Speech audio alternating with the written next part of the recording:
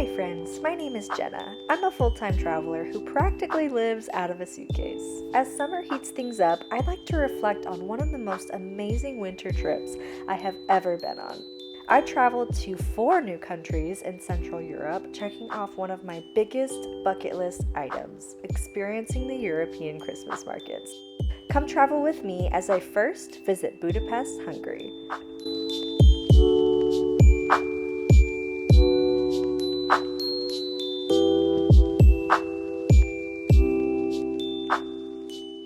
Hi friends, so I am in the Dallas airport right now. I flew in from Phoenix.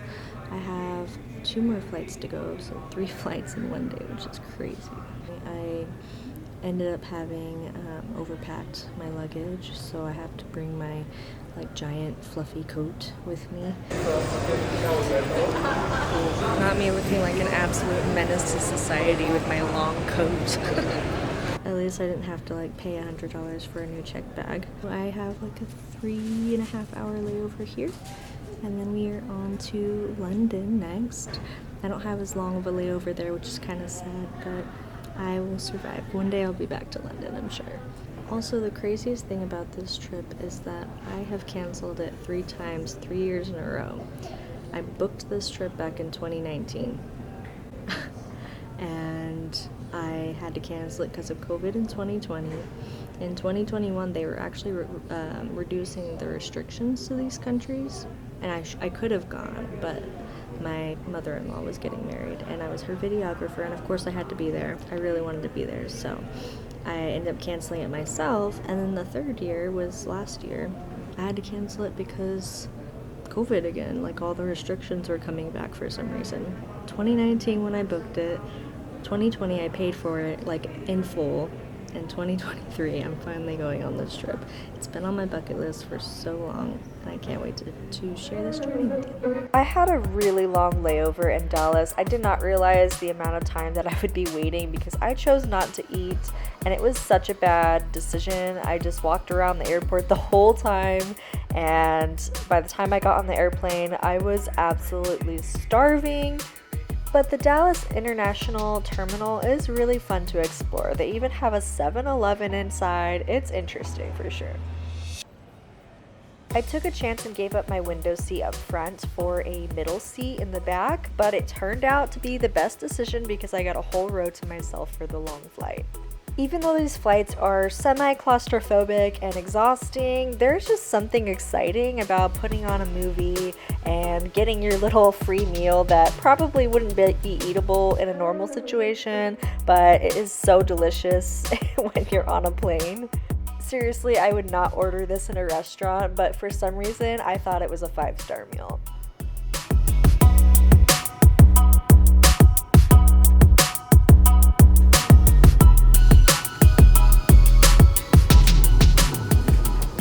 Arrived in London Heathrow Airport. I just went through customs, and now I am walking to the gate area. I'm in the Terminal 3, and it's interesting because they don't assign the gate numbers until an hour before the flight, so I still have 20 minutes until I know where I'm supposed to be, which is weird, but I'm gonna explore a little bit.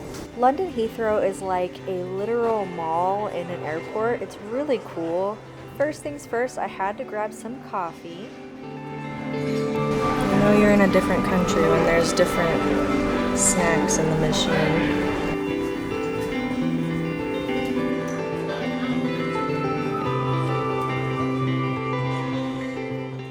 I didn't realize what a time crunch I was in and nearly missed my flight, just slowly making my way over to it.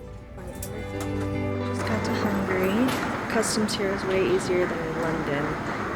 So now I just have to do a baggage check, get my bag, and then I can go change, freshen up, and then meet my group. Alright, I just got my bag and I have to change in the world's smallest bathroom stall.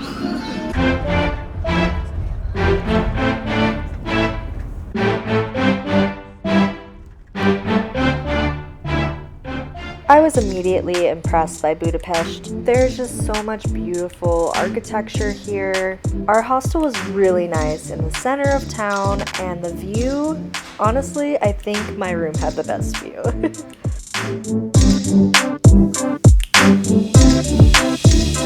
We just checked into our hotel and it's like the most beautiful view ever. Right here, like next to the Central Market, which is somewhere I really need to go. So I'm really excited. Me and a couple of the girls in my group went out on the town. It was just such a nice little walk to look at the buildings and see all the Christmas lights, just a little taste of what was to come. We stumbled into what we thought was a regular bar, but it was a full-on shipwreck bar with the best goulash I've ever had in my life. Good idea. After our appetizer, we met up with the group to have a full-on dinner.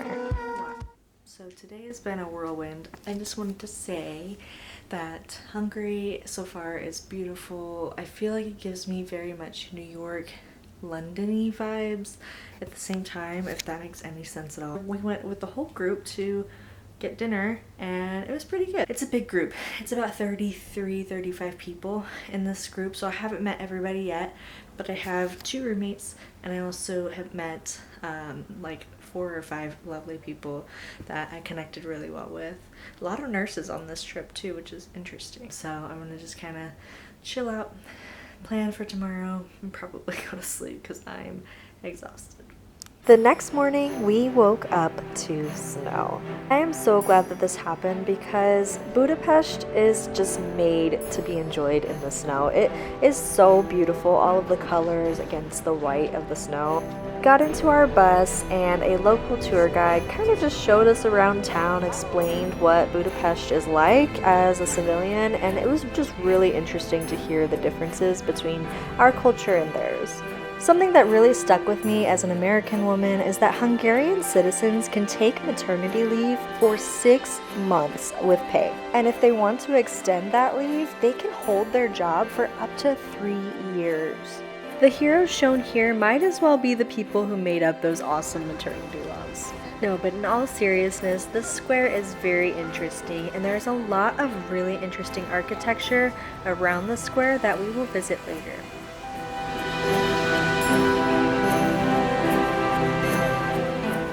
Our tour continued back on the bus to head over to the Buda side of Budapest.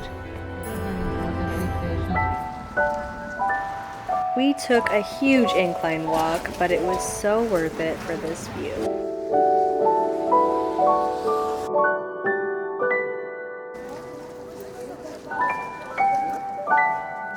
Fisherman's Bastion is easily one of the most beautiful pieces of architecture I have ever seen in my life. But on top of that, the views are incredible.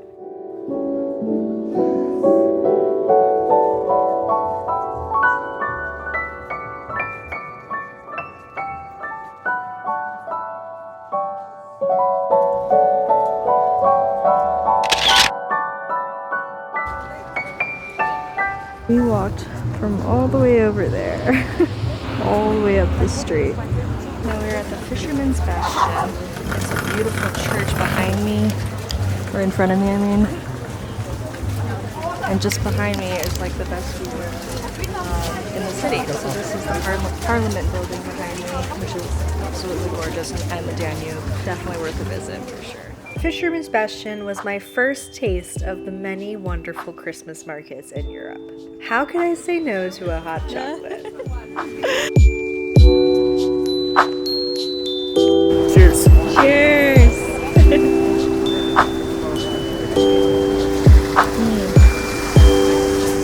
It's like liquid dark chocolate. As the snow began to melt, you could kind of make out the tiling on the church. And if that doesn't make it unique, this hole-in-the-wall coffee shop will. The tour concluded by taking us back over to Pest, and we were off to explore on our own. A group of us went over to the Great Market Hall just across the street from our hostel. It was a great place to buy spices and meats, but there wasn't really many restaurants there. So we went to this Georgian restaurant. I got the khachapuri. It was very delicious.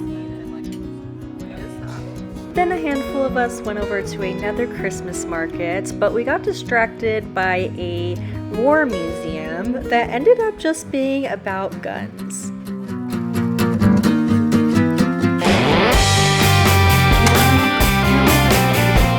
You're doing much better than I was doing, to be fair.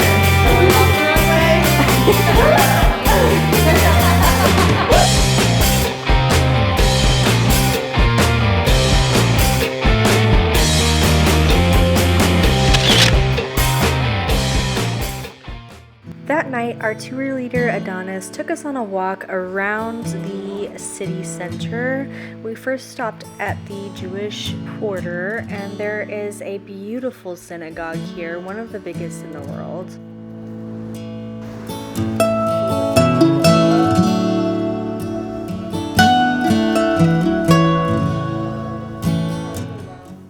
And then we got into the Christmas spirit. We went to Gozdu Udvar, which is a hall that gets all decorated up for Christmas. Europeans take Christmas seriously. Even the trash trucks get decorated for Christmas. The second Christmas market we went to was at St. Stephen's Basilica. This is an epic backdrop to a Christmas market. It's really hard to think about Christmas and not think about the smell of the fruity spice ornaments or the sound of the gospel singers as you walk through the Christmas market halls.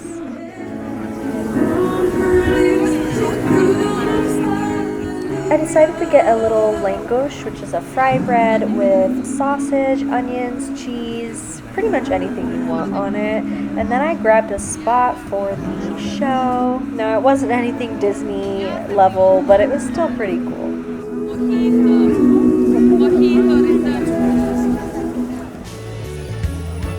We headed down Fashion Street, which is full of glittering, beautiful Christmas lights, on the way to Vorosmarty Square. This Christmas market was about food because there was a ton of it. I'm at the Vorosmarty Square, and this behind me smells so good. I almost want to take one home, but I don't know what I would do with it. Something I thought was really interesting too is that I thought all these markets would just be ornaments, but there's not very many ornaments. There's actually a lot more like art and home stuff, so just interesting. So I talked to this local shopkeeper, and she was selling her art, and she said that basically that if you pay in foreign, just cash here, it's better for them. It makes them more money than if you pay with card. So just if you're coming here, try to take out cash, even though they say that card is better. The shopkeepers here say foreign is better. We ended the night with a magical cruise on the Danube. We were served champagne, and we just kind of sat there and watched the glittering waters as we crossed.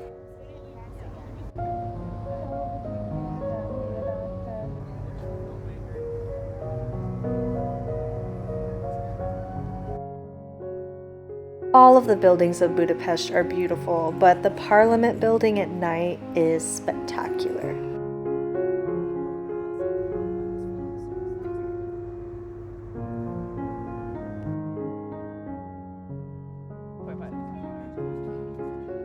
And of course, a visit to Budapest would not be complete without a visit to the ruin bars. These bars are built into abandoned buildings, and it's just a very interesting experience. All I want, and I pray, all I need are some better days. By the time we were out of the bars, it was late and there was nobody on the road. The next morning, I really needed coffee, so I headed to Cafe Brunch. This little tiny salad is like the most greens I had. Then a group of us went to the Parliament building because it was so beautiful at night, we had to see it up close in person in the daytime. Not far from the Parliament building are the Danube shoes. Now these are not actually shoes, they are casts of shoes of Jewish people who were shot on the Danube. Men, women, and children alike. It is very sad, but important to see. A little later on, we went to one of the most famous Hungarian baths. These are fueled by actual hot springs, and there are so many different types of pools that you can view throughout your stay. It's such an important part of Budapest culture that they have a whole wing run by the hospital to promote healing.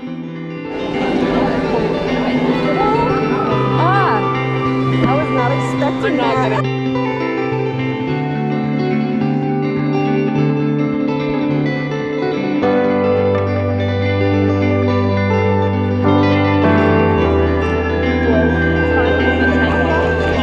I was trying to show what temperature it was outside when I noticed no cake.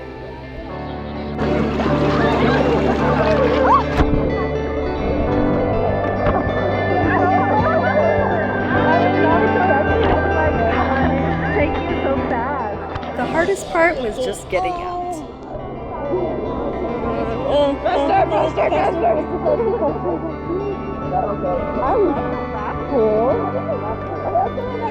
is it warm? I'm freezing. No.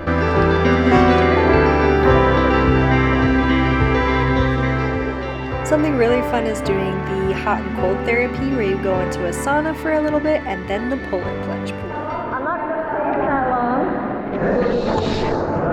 Oh, it gets worse. It gets worse than the first. Okay, yeah. Just do it. Just do it. Yeah.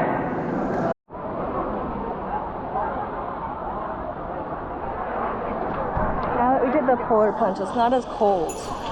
After the baths, we decided to take a walk around the parks. We did find a Christmas market, which was really fun just to kind of have some lunch.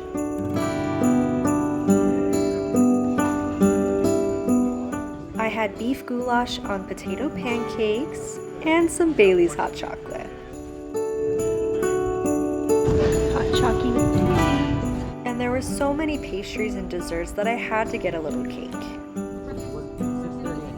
After lunch, we continued on through the castle and into the park beyond.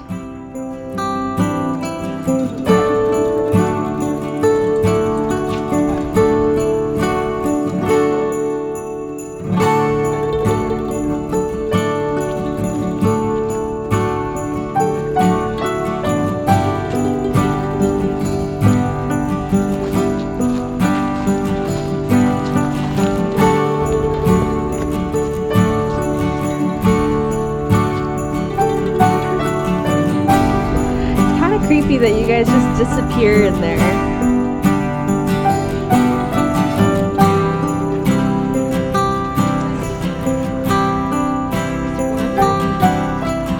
We happened upon this sunken shipbuilding, so we climbed to the top, and I nearly slid down all of the stairs. But it had a nice view.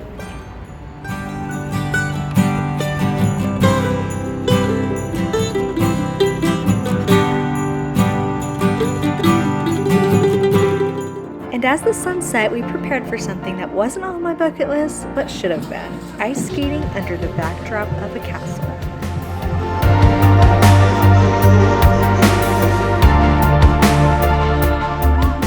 I've skated before, but being from Arizona, I've never actually skated on real ice. What a place to do it.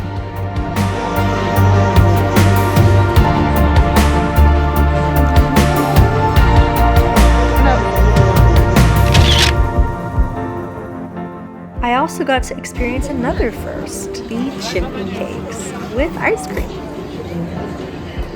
After becoming thoroughly sore from all that skating, we hopped on the metro to go back to the Christmas markets for one last look.